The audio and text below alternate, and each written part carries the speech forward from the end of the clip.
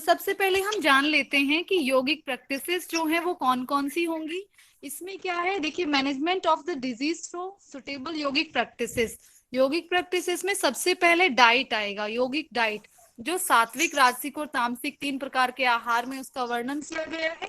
तो यौगिक डाइट में जो है, जैसा खाए अन्न वैसा हो मन, और अन्नो वे प्राणा, ऐसा शास्त्रों में कहा गया है।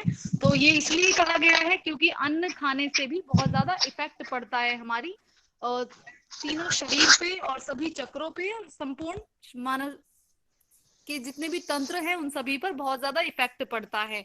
फिर यम और नियम के माध्यम से भी क्योर किया जाता है विशेष बीमारियों को। यम और नियम में अष्टांग योग जब आप पढ़ेंगे पतंजलि योग सूत्र के, तो उसमें सबसे पहले जो आते हैं वो यम और नियम आते हैं।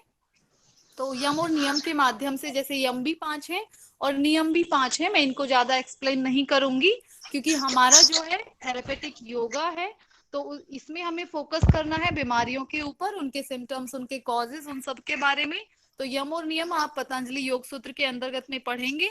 फिर हम षटकर्म के माध्यम से उनको निर्देशित करते हैं कि आपको विशेष प्रकार के षटकर्म जो है विशेष बीमारी में करने हैं या नहीं करने हैं। तो षटकर्म बताए जाएंगे, आसन स्पेसिफिक क्लियर किए जाएंगे रिलेटेड टू डिजीज और डिसऑर्डर, प्राणायाम भी उसी के अनुसार बताए जाएंगे और ध्यान का अभ्यास भी। फिर इन सब के माध्यम से क्या है, लाइफस्टाइल में क्या क्या चेंजेस हो सकते हैं according to yogic scriptures. Okay, तो ये सारी चीजों के बारे में हम डिस्कस करेंगे। इसमें सबसे पहले हमें क्या जानना है, आज की कक्षा में हम जानेंगे integrated approach of yoga therapy related to respiratory disorders. जैसे क्या है, हमारी बॉडी में जो है, ह्यूमन बॉडी में डिफरेंट डिफरेंट काइंड के सिस्टम्स हैं। ह्यूमन बॉडी सिस्टम्स है, जैसे रेस्पिरेटरी सिस्टम है, कार्डियोवैस्कुलर सिस्टम है, एंडोक्राइन सिस्टम है, और रिप्रोडक्टिव सिस्टम है, और नर्वस सिस्टम है। तो इनका क्या है, हर एक सिस्टम की अपनी अपनी बीमारियां हैं। तो सबसे पहले क्या है, डिसऑर्डर्स हैं उनके। सबसे पहले हमें जानना है रेस्पिरेटरी सिस्टम के डिसऑर्डर्स को। तो रेस्पिरेटरी सिस्टम के डिसऑर्डर्स में कौन कौन से डिसऑर्डर्स हैं जो according to the syllabus of UGC NTA NET, वो है allergic rhinitis and sinusitis, chronic bronchitis और ब्रोंकियल अस्थमा। ठीक है, इन 3 बीमारियों के बारे में हमें पहले जानना है। तो रेस्पिरेटरी डिसऑर्डर्स के बारे में हम जानेंगे। ठीक है, सबसे पहले हम जानेंगे ब्रोंकियल अस्थमा के बारे में। तो ब्रोंकियल अस्थमा है क्या, ये क्यों होता है, और कैसे इसे पहचाना जाता है कि ये ब्रोंकियल अस्थमा है, इसमें कौन कौन से लक्षण दिखाई देते हैं, और किस प्रकार क्या क्या इसके इलाज हो सकते हैं, कैसे प्रिवेंट कर सकते हैं हम अस्थमा को, कैसे कंट्रोल कर सकते हैं, और योगाभ्यास कौन कौन से निर्देशित किए जाएंगे अस्थमा के लिए। तो इन सब के बारे में हम आज की कक्षा में चर्चा करेंगे। तो जैसा कि अभी मैंने आपको बताया कि ब्रोंकियल अस्थमा जो है वो रेस्पिरेटरी सिस्टम से रिलेटेड डिसऑर्डर है। तो ये डिसऑर्डर है, लेकिन ये होता कहाँ पे है, हमें इसे जानने से पहले जो है रेस्पिरेटरी सिस्टम के ऑर्गन्स को जानना होगा। तो जो रेस्पिरेटरी सिस्टम के जो ऑर्गन्स हैं, ये नेजल कैविटी से स्टार्ट होते हैं, फिर इसमें फेरिंग्स आता है, लैरिंग्स आता है, और इसके बाद में इसमें ट्रैकिया आता है, जिसे विंड पाइप भी कहा जाता है। फिर इसमें लंग्स आते हैं, जिनकी संख्या 2 होती है, लेफ्ट और राइट। ठीक है, आप इस डायग्राम में इसको देख सकते हैं क्लियरली। फिर ब्रोंकाई आती है, उसके बाद में ब्रोंकियोल्स और एल्वोलाई। जो एस्थमा है, एस्थमा क्या करता है, एस्थमा में जो ये एयरवेज है ये काफी नैरो हो जाते हैं। इन्हीं की वजह से जो है वो एयर का जो फ्लो है वो ऑब्स्ट्रक्ट हो जाता है, और इसी वजह से क्या होता है, सारे जो सिम्टम्स दिखते हैं, चेस्ट टाइटनेस या फिर शॉर्टनेस ऑफ ब्रीथलेसनेस, जितने भी सिम्टम्स एस्थमा के पेशेंट्स को दिखते हैं या वो भी फील होते हैं, वो सब इसीलिए होते हैं क्योंकि जो एयरवेज जो होते हैं ये ऑब्स्ट्रक्ट हो चुके होते हैं इसमें पूरी तरीके से। ब्रोंकियल रीजन्स में जो है इन्फ्लेमेशन की वजह से वो फूल जाते हैं, वो छोटे हो जाते हैं, नैरो हो जाते हैं। ठीक है, फिर इसके बाद अब हमें समझना है कि एस्थमा है क्या, व्हाट इज इट। तो एस्थमा जो है, एस्थमा लंग्स की एक क्रोनिक डिजीज है, ये फेफड़ों में होने वाली बहुत ही गंभीर बीमारी है, जिसमें क्या होता है, जिसमें जो एयर फ्लो जो है वो ऑब्स्ट्रक्ट हो जाता है। ठीक है, एस्थमा में क्या होता है, लंग्स में एयर अच्छे से पहुंच नहीं पाती है, स्टोर नहीं हो पाती है, और उसके एक्सहेलेशन में भी क्या होता है, बहुत प्रॉब्लम होती है। और ऐसा इसलिए होता है क्योंकि अस्थमा के जो पेशेंट्स हैं उनका ऑलरेडी, जैसे मैंने अभी बताया कि स्ट्रेस लेवल जो है बढ़ जाता है, उनकी ब्रीथ जो है शॉर्ट हो जाती है, और इसी वजह से क्या है, उनके जो एयर फ्लोज हैं, जो ट्रैकिया और ब्रोंक्यूल्स हैं, उनका जो विंड पाइप है वो काफी नैरो हो जाता है। उसके नैरो होने की वजह से ही क्या है, वो मुख से एक्सहेल और इनहेल नहीं कर पाते, वो सॉरी, नोज से इनहेल और एक्सहेल नहीं कर पाते हैं, इसीलिए वो मुख का ज्यादा यूज करते हैं। इसीलिए क्या है, ऑब्स्ट्रक्शन जो है उनके एयर फ्लो का बना रहता है, और इसी कारणवश मोस्ट ऑफ द केसेस में पेशेंट्स को इनहेलर्स लेने पड़ते हैं। ठीक है, इसमें क्या होता है, जो ऑब्स्ट्रक्शन है वो रिवर्सिबल होता है, और इसमें ब्रीदिंग में प्रॉब्लम्स इसलिए आती हैं, डिफिकल्टी इसलिए होती है क्योंकि there are already some kind of symptoms like swelling, inflammation, और म्यूकस जो है एयरवेज में वो बढ़ जाता है, और जो मसल्स जो हैं एयरवेज की वो काफी टाइट हो जाती हैं, उसके चारों तरफ की जो मसल्स है एयरवेज के चारों तरफ की, वो बहुत ज्यादा टाइट हो जाती हैं। इसी वजह से क्या है, अस्थमा ट्रिगर हो जाता है, बढ़ जाता है, और पेशेंट्स को काफी प्रॉब्लम्स फेस करनी पड़ती हैं। आप यहाँ पे इजीली समझ सकते हैं, अंडरस्टैंड कर सकते हैं with the help of this diagram, कि देखिए ये नॉर्मल जो ब्रोंक्यूल्स है, ब्रोंक्यूल रीजन, फर्स्ट में मैंने आपको डायग्राम दिखाया, स्ट्रक्चर्स दिखाए, टोटल जितने भी रेस्पिरेटरी सिस्टम के जो ऑर्गन्स थे उसमें ब्रोंक्यूल भी था। तो जो ब्रोंक्यूल है, नॉर्मल ब्रोंक्यूल को आप देख सकते हैं, विंड पाइप जो है यहाँ पे, ये क्या है, नॉर्मल है, इसमें काफी स्पेस है एयर के एंटर करने का। ठीक है, लेकिन यहाँ पे आप देख सकते हैं जो ये एस्थमेटिक जो ये ब्रोंक्यूल है, ये पूरी तरीके से सूजा हुआ है, ये स्वेल्ड है, ये इन्फ्लेम्ड है। ठीक है, तो क्या है, यहाँ पे ये नैरो हो चुका है। अब इसकी नैरोनेस इतनी बढ़ चुकी है कि जो एयर का फ्लो है उस वो ऑलरेडी ऑब्स्ट्रक्ट हो रहा है, इसी वजह से इनहेलेशन और एक्सहेलेशन में प्रॉब्लम होती है। इसी के कारण बस अस्थमा के सारे सिम्टम्स आते हैं, देखने को मिलते हैं। ठीक है, इस अब हम बात करते हैं अस्थमा के टाइप्स की। तो अस्थमा के there are several types of asthma, like first we have the types of asthma, this is called extrinsic asthma, that is also called allergic asthma, इसे एलर्जिक अस्थमा भी कहते हैं। ये यूजुअली पाया जाता है, जैसे बहुत से लोग क्या हैं, अपने घरों में पेट डॉग्स या फिर पेट कैट्स पालते हैं, पालतू जानवरों को पालते हैं जो लोग, तो जब वो जानवर जो होते हैं, पालतू जानवर, जब वो छींकते हैं, तो क्योंकि वो पास में रखते हैं, पालतू हैं, तो उनकी जब वो छीका तो उनका जो भी वायरसेस होते हैं, जितने भी कीटाणु और विषाणु होते हैं, वो अंदर चले जाते हैं ह्यूमंस के लंग्स में, और जब वो लंग्स में चले जाते हैं तो उससे क्या है, वहां की जो कैलिबर है वो डिक्रीज होने लगता है, और उसी की वजह से क्या है, पूरे के पूरे वेंट पाइप में, ब्रोंक्यूल्स में, ब्रोंकाई में एलर्जी स्टार्ट हो जाता है। तो वो क्या होता है, एलर्जिक एस्थमा। ये एनवायरमेंटल फैक्टर्स की वजह से भी होता है। फिर सेकंड नंबर पे आता है, सेकंड नंबर पे जो आता है वो है इंट्रिंसिक एस्थमा। इंट्रिंसिक एस्थमा जो होता है उसे नॉन एलर्जिक एस्थमा भी कहा जाता है। इसमें किसी भी प्रकार की एलर्जी नहीं होती है, but there are also such kind of trigger points which create the which induce the asthma without any allergy. Okay, third number पे आता है मिक्स्ड एस्थमा। तो मिक्स्ड एस्थमा अर्थात जिसमें एक्सट्रिंसिक एस्थमा और इंट्रिंसिक एस्थमा दोनों के ही सिम्टम्स इक्वल होते हैं, एलर्जिक भी होता है वो और नॉन एलर्जिक भी होता है, डिपेंड करता है पर्सन टू पर्सन। ओके, तो ये हो गया मिक्स्ड एस्थमा। फिर आता है ऑक्यूपेशनल एस्थमा, इसे प्रोफेशनल एस्थमा भी कहा जाता है। इसमें क्या होता है, जैसे फैक्ट्री वगैरह में काम करने वाले लोग होते हैं, काफी पॉल्यूशन के बीच में जो लोग काम करते हैं, और जिनका डेली का काम ही ऐसा होता है, गैसेस के प्लांट्स में जो लोग काम करते हैं, व्हीकल्स की जो फैक्ट्रीज में काम करते हैं, तो उनको क्या है, उनको अस्थमा जल्दी इंड्यूस्ड होता है, उनके रेस्पिरेटरी ऑर्गन्स जल्दी वीक होते हैं, और वो अस्थमा की इजीली ग्रैब्ड कर पाते हैं। तो ये क्या हुआ, ये हुआ ऑक्यूपेशनल एस्थमा। फिर आता है ड्रग इंड्यूस्ड एस्थमा।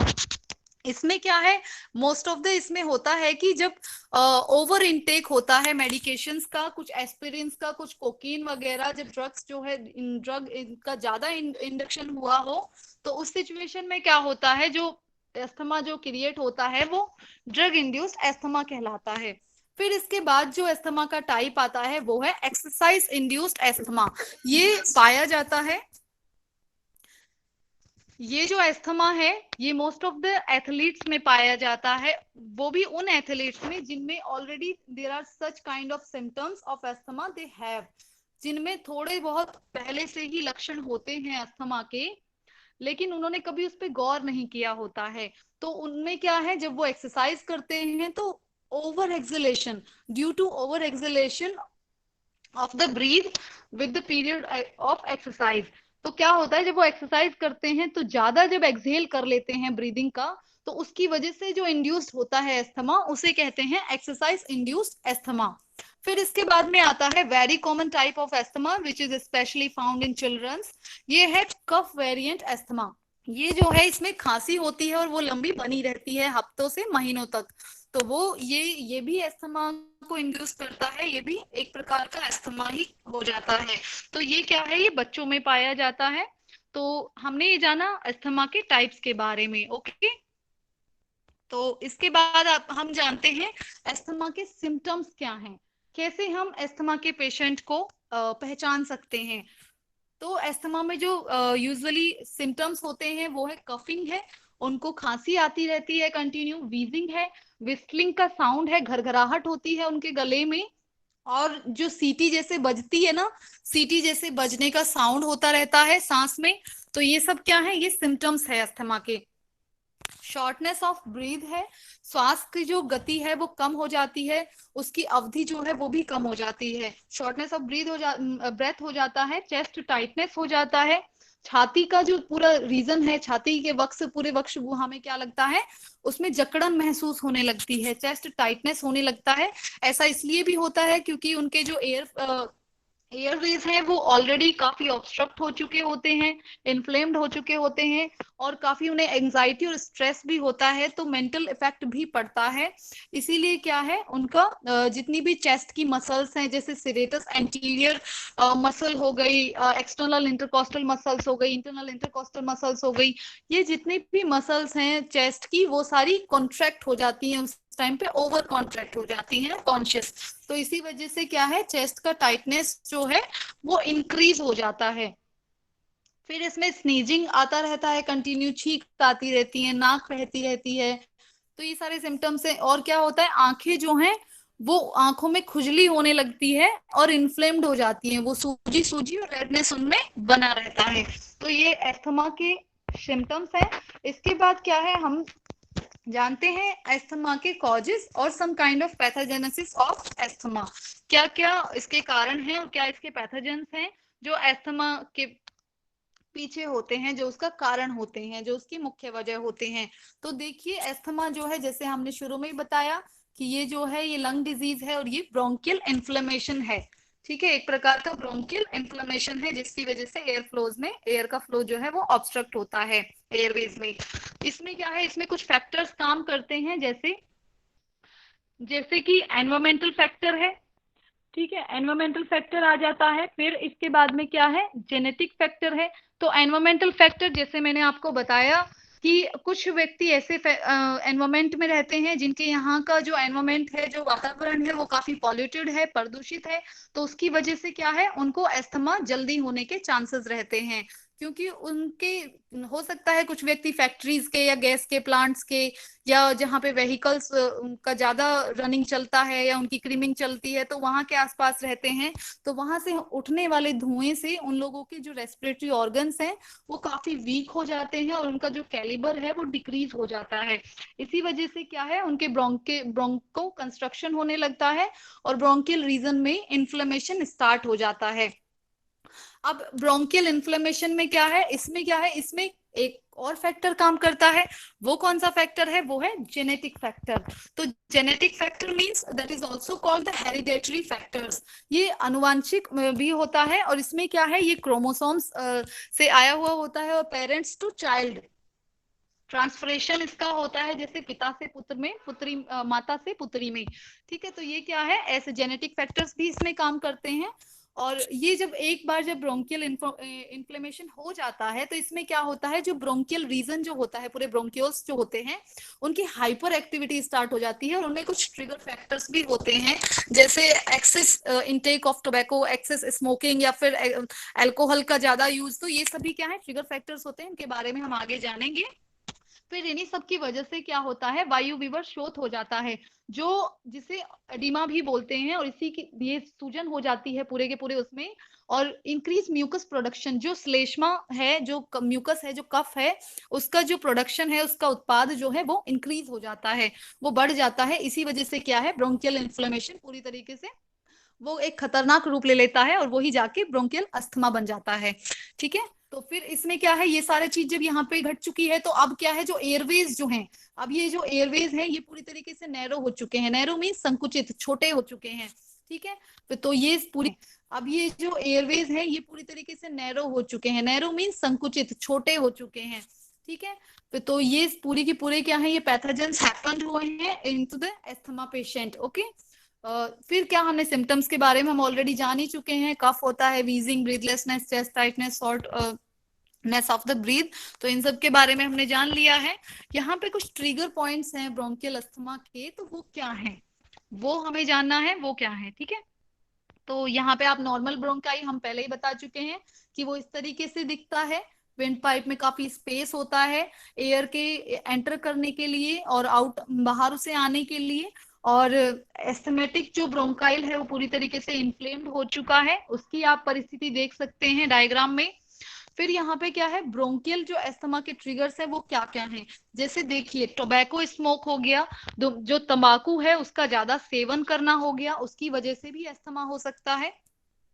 इन्फेक्शंस हो गए सच एज कोल्ड, जैसे कोल्ड हो गया और निमोनिया हो गया, फ्लू हो गया किसी भी प्रकार का, इनकी वजह से भी अस्थमा होने के चांसेस होते हैं। कुछ एलर्जेंस हो गए सच एज फूड, कुछ लोगों को किसी विशेष भोजन से एलर्जी होती है, धूल के कणों से एलर्जी होती है, रेत के कणों से एलर्जी होती है, तो ये सभी क्या है, और पालतू जानवरों से भी बहुत से लोगों को एलर्जी होती है। तो ये सभी क्या है, ट्रिगर्स हैं जो इंड्यूस करते हैं अस्थमा को, इनकी वजह से भी हो सकता है। कुछ एक्सरसाइजेस ऐसी हैं, एयर पॉल्यूशन है जिसमें टॉक्सिन्स होते हैं बहुत सारे, वेदर होता है, जैसे मोस्ट ऑफ द अस्थमा जो है वो इंड्यूस्ड होता है विंटर्स में, जब सर्दी बढ़ती है, कोल्ड बढ़ता है, तो अस्थमा के पेशेंट को काफी प्रॉब्लम्स होने लगती हैं।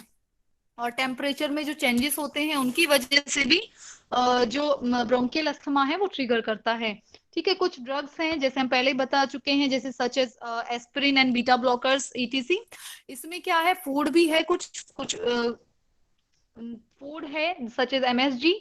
तो इसमें जो हमें ट्रिगर करते हैं, जो अस्थमा के पेशेंट को जो ट्रिगर करते हैं, वो क्या है, वो स्ट्रेस लेवल है, और वो स्ट्रेस जो है इमोशनल स्ट्रेस भी होता है, जिससे क्या होती है, एंजाइटी भी क्रिएट होती है। इमोशनल स्ट्रेस जो होता है उसमें व्यक्ति न केवल अपने आप को वो मेंटली इफेक्ट डाल रहा है, बल्कि उसमें फिजिकली भी उतना ही हार्म पहुंचा रहा है। और उसका एक उदाहरण जो है अस्थमा के रूप में उभर के आता है, जिससे कि चेस्ट का टाइटनेस जो है वो इंक्रीज हो जाती है।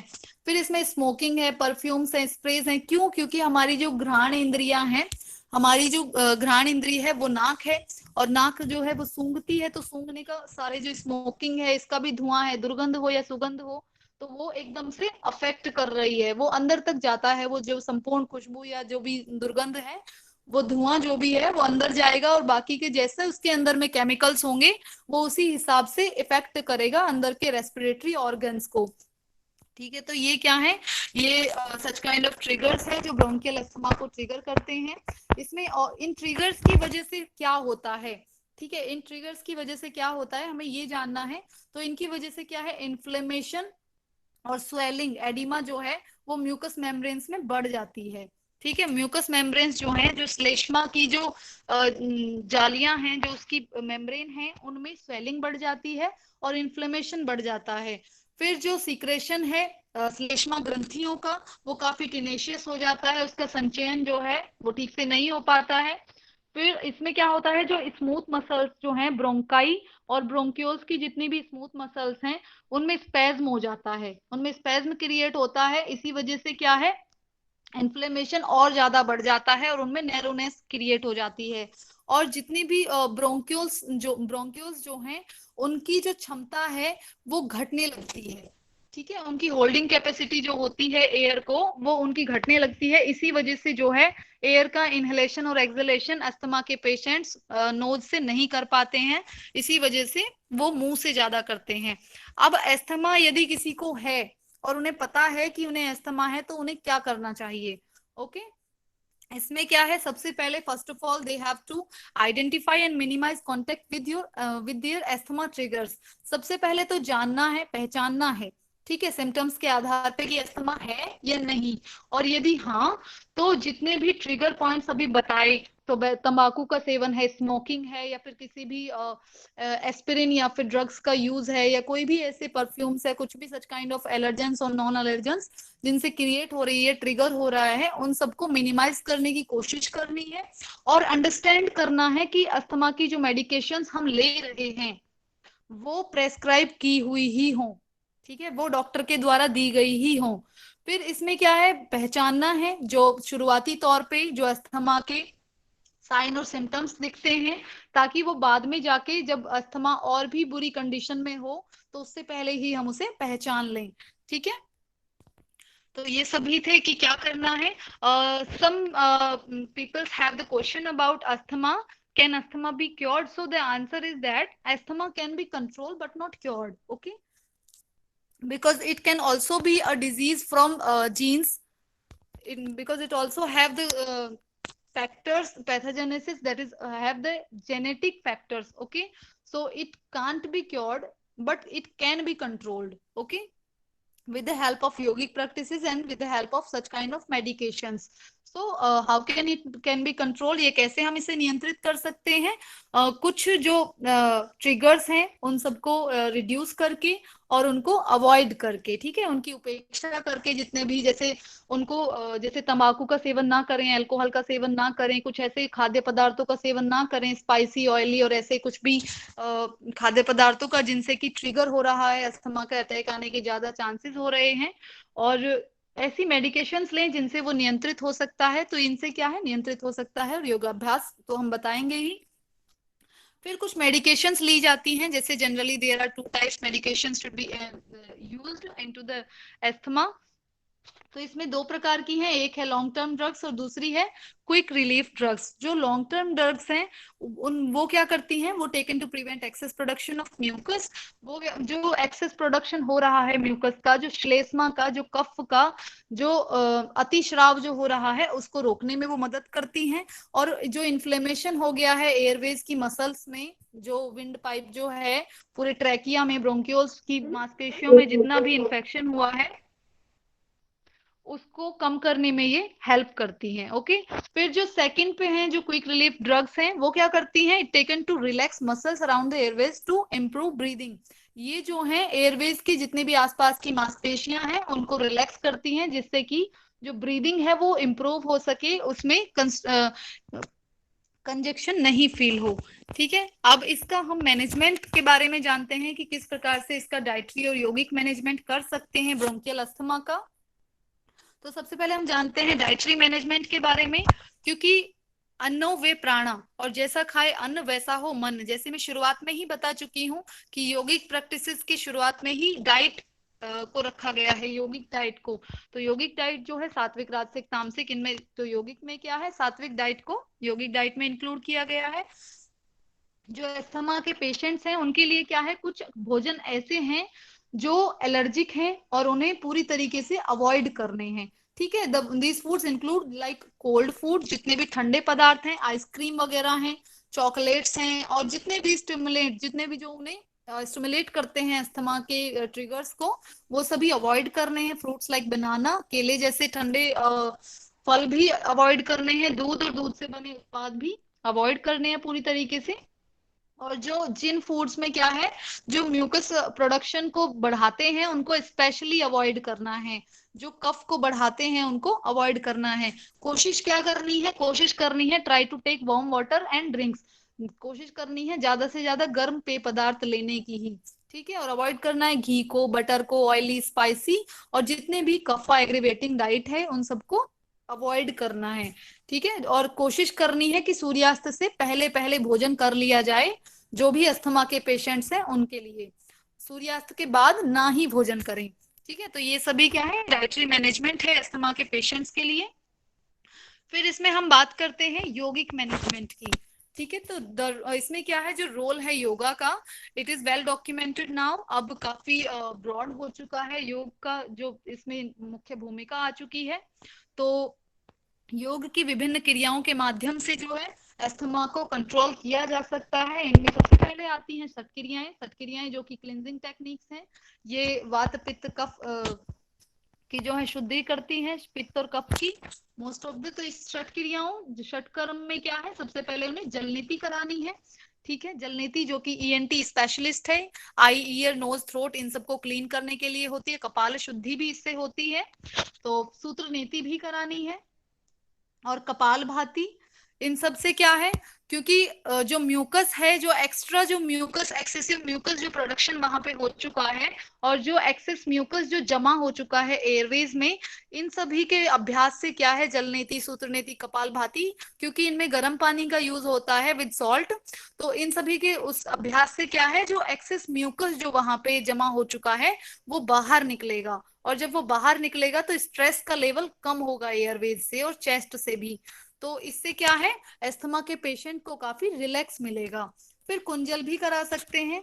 वस्त्र धोती जो है, वस्त्र धोती कराने के लिए ये ध्यान देना योग्य है कि जिस व्यक्ति को वस्त्र धोती करा रहे हैं उसकी शारीरिक स्थिति कैसी है, मनस्थिति कैसी है।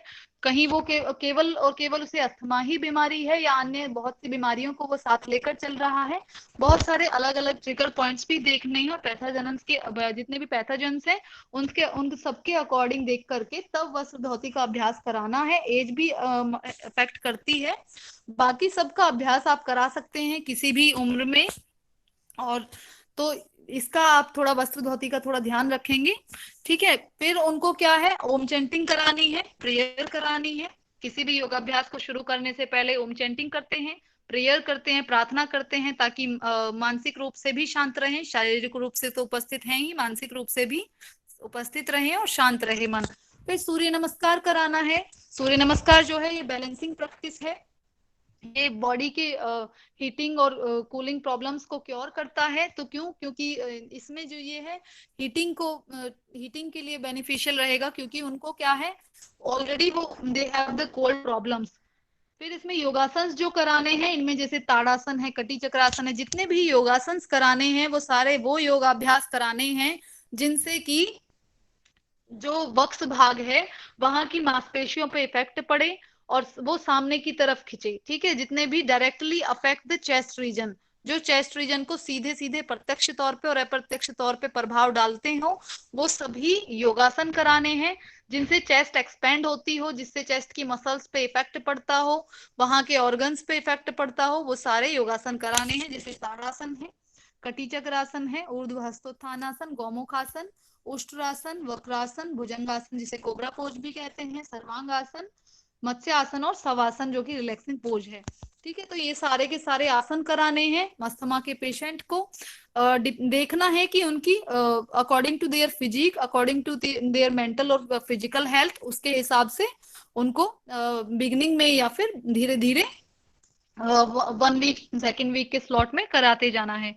ठीक है, फिर प्राणायाम कराना है। प्राणायाम जो है ब्रीदिंग टेक्निक्स में उन्हें क्या क्या कराना है, योगिक ब्रीदिंग कराना है, उनको फुल योगिक ब्रीदिंग कराना है।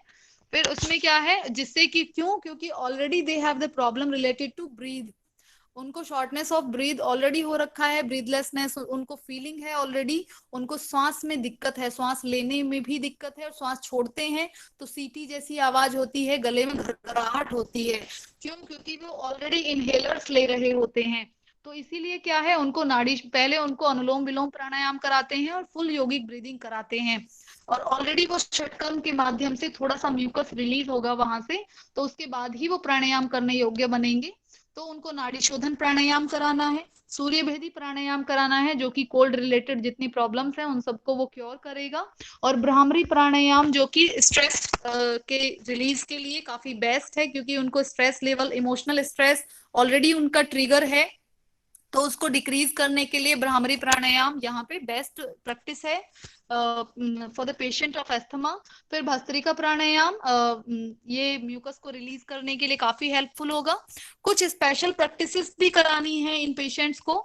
जैसे क्या होता है, एस्थमा के जो पेशेंट्स होते हैं उनको नींद की काफी प्रॉब्लम होती है। जो एस्थमा के पेशेंट्स हैं उनकी, जैसे मान लीजिए यदि उनका नींद खुल जाए रात को, तो उन्हें फिर काफी देर के बाद ही नींद आती है। तो इसीलिए क्या है, उनको एक कुछ स्पेशल प्रैक्टिस करानी है, जैसे योग निद्रा और अंतर्मौन। अंतर्मौन यानी कि इंटरनल साइलेंस की एक प्रैक्टिस होती है। तो ये योग निद्रा जिसमें गाइडेंस दिया जाता है, तो ऐसे कुछ करके उन्हें प्रैक्टिस करानी है, जिससे उनकी जो ब्रेन वेव्स हैं, अल्फा बीटा थीटा डेल्टा, ये सभी जो हैं इनके ये अपने वर्क के हिसाब से वहां पे एग्रीवेटेड ना हो, ठीक है, और उस हिसाब से शांत हो, और उनका स्ट्रेस लेवल कम हो, उनके जो हार्मोनल सीक्रेशंस हैं वो सही बैलेंस वे में हो, जिससे उनका म्यूकस की जो ग्लैंड्स हैं उनके भी सीक्रेशन सही हो।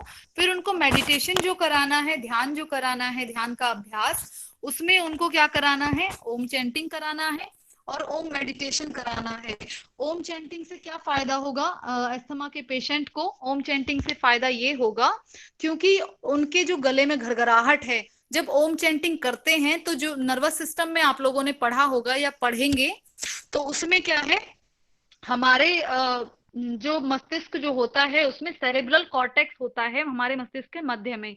तो उसमें क्या है, सेरेब्रल कॉर्टेक्स जो है, जब ओम का उच्चारण करते हैं तो ऊपर की तरफ से सेरेब्रल कॉर्टेक्स डायरेक्टली अफेक्ट होता है, नीचे की तरफ आते हैं जब लैरिंगोफेरिंग्स उसमें अफेक्ट होते हैं, तो पूरा का पूरा नर्वस सिस्टम, रेस्पिरेटरी सिस्टम, बहुत सारे सिस्टम्स जो है वो इंटरलिंक्ड होकर के एक साथ वो एक्टिवेट होते हैं, स्टिमुलेट होती हैं उनकी नस नाड़ियां। तो इससे क्या है, इससे विस्लिंग साउंड जो है उसमें प्रॉब्लम में डिक्रीजनेस आएगी, वो घटेगा, और जो घरघराहट है गले में वो घटेगी। और इसमें ओम मेडिटेशन जो है वो जैसे अजपा जप करते हैं ना बिना होठ हिलाए, तो ओम मेडिटेशन जो है वो आंतरिक रूप से वो धीरे धीरे ओम का ऐसे वो करेंगे, उच्चारण की आवश्यकता नहीं है, ओम को फील करेंगे और उसमें उनका ओम के आधार पे उन्हें ध्यान करना है। तो ये क्या है, ये योगिक प्रैक्टिसेस हैं। तो इस प्रकार से अस्थमा के पेशेंट को ये सारी की सारी थेरेपी देनी है, योगा थेरेपी। फिर इसके बाद जो रेस्पिरेटरी सिस्टम का सेकंड डिसऑर्डर आता है वो है क्रोनिक ब्रोंकाइटिस। अभी हमने जाना अस्थमा के बारे में, ठीक है।